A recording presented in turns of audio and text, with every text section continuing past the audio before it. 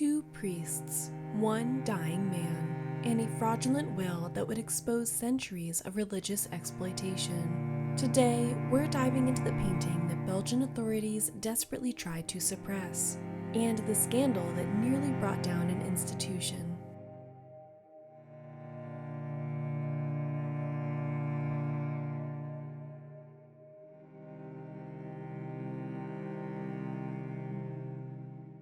The scene unfolds in a dimly lit bedroom where a wealthy man lies on his deathbed. Two Jesuit priests hover over him like the predatory birds referenced in the painting's title. One priest forcibly guides the dying man's hand to sign a will, while his colleague deliberately diverts the victim's attention from this fraudulent act. The composition brilliantly employs chiaroscuro techniques, with strategic lighting that draws viewers' attention to the central act of deception while casting sinister shadows across the priests' faces. The painting's technical mastery serves to heighten its emotional impact. Struys used his considerable skill to capture the vulnerability of the dying man, whose pale complexion and sunken features contrast sharply with the robust, dark-robed figures of the priests. The careful attention to detail in elements such as the bedding's rumpled texture, the glint of candlelight on the document, and the subtle expressions of calculated intent on the priest's faces demonstrates Struys's commitment to realism in service of his message. The creation of Birds of Prey was deeply personal for Alexandre Struys, stemming from his own family's tragedy. The artist's uncle had fallen victim to similar circumstances, with Jesuit priests convincing him to sign over his entire estate to the church on his deathbed. This personal betrayal ignited Struys's passion to expose such practices through his art, transforming private grief into public controversy. The timing of the painting's debut proved particularly significant, coinciding with escalating tensions between liberals and clericals in Belgium. The nation was experiencing a profound ideological struggle over the role of the Catholic Church in society, particularly in education and governance. The liberals advocated for secular institutions and reduced church influence, while the clericals fought to maintain traditional religious authority. Struys's painting became a powerful weapon in this cultural battle. Its stark depiction of religious exploitation resonated with growing public concerns about the church's wealth and power. The artist's decision to focus on the Jesuits was particularly pointed, as this religious order had long been associated with education and influence over wealthy families. By exposing their alleged practices of deathbed manipulation, Struys struck at the heart of contemporary debates about religious authority and institutional power. To fully appreciate the significance of Birds of Prey, one must understand the remarkable journey of its creator. Alexandre Theodore Honor Struys, born in 1852 in Belgium, Belgium, showed extraordinary artistic talent from an early age. The son of a master glass painter from Holland, Struys began his formal artistic education at the tender age of 6 at the Academy of Dordrecht, an unusually early start that speaks to his prodigious talents. His education continued under the guidance of renowned artists Polydore Buffon and Joseph van Lerius at the Royal Academy of Fine Arts, where he developed the technical mastery evident in his later works. The young artist's early career was marked by determination and struggle. In 1871, he embarked on an ambitious journey with fellow artist Jan van Beers to France and England, attempting to sell their works. This venture, while financially disappointing, provided valuable experience and exposure to different artistic traditions. Struys's commitment to social realism set him apart from many of his contemporaries. Unlike artists who maintained comfortable studios, he chose to paint in the homes of the poor people he depicted, immersing himself in their daily struggles.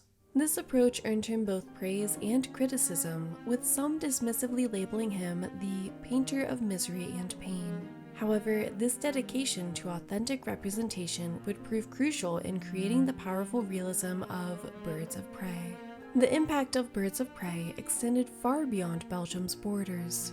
Despite, or perhaps because of, its controversial nature, the painting gained international attention as it was exhibited throughout England and Germany. The work's reception varied dramatically depending on the viewer's religious and political perspectives, but its technical excellence and emotional power were universally acknowledged. The painting's influence can be measured not only in its immediate controversy, but in its lasting contribution to the broader discourse on religious authority and institutional accountability. It became a reference point in discussions about church reform and the separation of church and state, particularly in education. The work's theme of powerful institutions exploiting vulnerable individuals continues to resonate with audiences today. Struys' career flourished despite, or perhaps partly because of, the controversy. He was appointed professor at the Weimar Saxon Grand Ducal Art School, following other distinguished Belgian artists like Charles Verlat and Ferdinand Pauwels. His influence extended to future generations through his teaching, with notable students including Christian Rolfs. Later in his career, Struys received numerous honors, including membership in the Académie Royale de Belgique and the Institut de France. Birds of Prey demonstrates masterful use of symbolic elements that enhance its narrative power. The title itself operates on multiple levels, comparing the predatory nature of the priests to birds of prey, while also referencing biblical imagery of ravens and vultures.